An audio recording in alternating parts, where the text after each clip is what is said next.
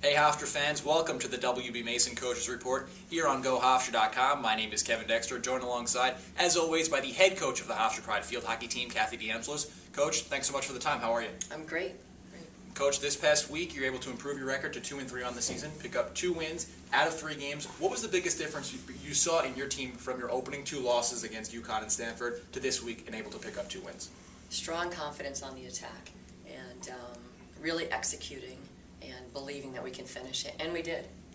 And Coach, you take a look a little bit closer at those 3 games. Start off with Monmouth. Last Wednesday you were able to pick up a 4-3 win. What was the biggest thing that your team did was able to pick up that first win of the season? Well, we definitely, like I said, our attack was very consistent, and we were able to connect and execute, which was huge for us, and that was our first time really getting that many opportunities.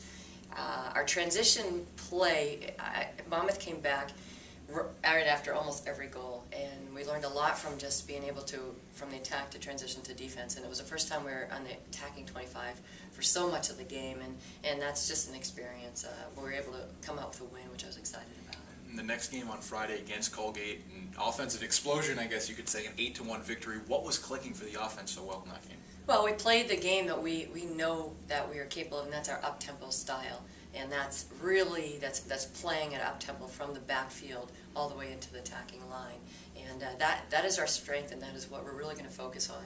And obviously we did, and we were able to get 8 goals, and we also subbed a lot, which was great too, and got some other players some playing time. So that was really our focus, and we obviously did quite well in the game. And Jenna Kovar, of course, has been your star on this team for a couple of years. 7 points in that game, picking up 2 goals and 3 assists. Do you feel like the injury that she suffered last year, she's completely over it and functioning at 100% now? Oh, she's definitely over that, and right now she's at the top of her game, and she still has improvement. She knows that, and it's still early in the season, but it was exciting to see her get that many points in one game, and it just shows the caliber of player she is. So we're excited about that. And you take a look at the next day against Vermont, you come away with a 2-1 loss, and after scoring 8 goals just the day before, what was the difference in the offense? And was it Vermont's defense that was playing very well, or why weren't you guys able to put any more on the scoreboard? Well, one, I will credit Vermont's defense. They have some solid players in the back line and in the midfield.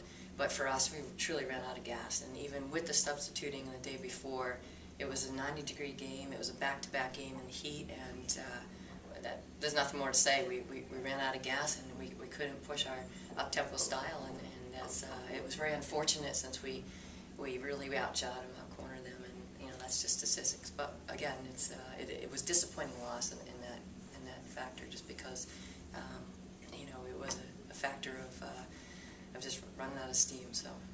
And you mentioned the depth of this team, the different players that you were able to work in. How do you think those players are performing 5 games into some of their collegiate careers, some of these players being freshmen? Really, really well, and we're excited that we have the depth and just see the little bit of improvement we've had just in a few weeks, and transitioning to a Division I game from high school level is fantastic. So in addition to other players who are also getting depth in the upper classmen, we're excited about that, and the depth is going to be huge for us as we go into the CAA. Another player I want to bring up, Edie Little, of course, coming off the injury last year, has been your stalwart on defense, but has contributed on offense, scored 3 goals thus far in the first 5 games. Have you seen her starting to try and jump up in the play a little bit more? Oh, absolutely. I mean, she's just a fantastic player. She has given so much to this team in just a few weeks that she's been back, and it was something we had been missing. And she's a backbone on her defense. She's a catalyst back there, and she is unbelievable in the circle. And to have her versatility on the attack and defense is just, we're real excited for her back and how she's performing already. And Coach, looking ahead at this week, you are playing today out at Fairfield. We'll get to that in a second, but first, your home opener coming up Saturday. You play at home on Sunday. Are you finally ready to come home and play a game? Oh, we're excited. It's been a great run on the road, and I think we've done very well and show that we can play on the road, which is great. But playing at home is something that we look forward to, and we know we have all the confidence in the world, and it's about excitement and playing our first game. So that's something we're really looking forward to. Taking a look at just today's game against Fairfield, what is going to be your main focus to come away with a victory?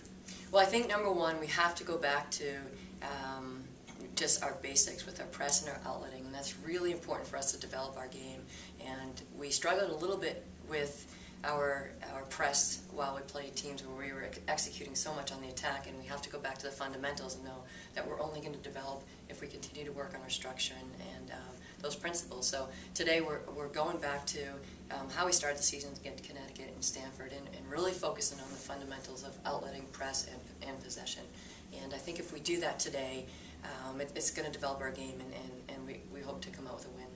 And Saturday, your team's taking on Yale, a team that's winless thus far, but of course doesn't mean you can take them lightly. Right. What is your focus against the Yale team coming up on Saturday? Well, it's just improvement every day, and these non-conference games are really important and crucial to our preparation to the CAA and our opener with Old Dominion. So again, it's really focusing on the fundamentals, possession, and knowing that whatever game we're playing, we must continue to develop. I mean, there's really nothing else to focus on but getting better every single game and every single practice. And Sunday, you're taking on a Rider team. You got a thrilling overtime victory over them last season. Does that play into your strategy or anything about that? Strategy as far as this year's game, rather? Well, we definitely have a rival with them, and it's always a great game and an exciting game with Rider, as well as having. Now we have Marta Penis, her sister, is the leading goal scorer for Rider. Sandra, a year ahead of her. So it's going to be, just when they meet, I think it's going to be great for that to happen. And we're hoping to bring our A game on Sunday and come out with a win again.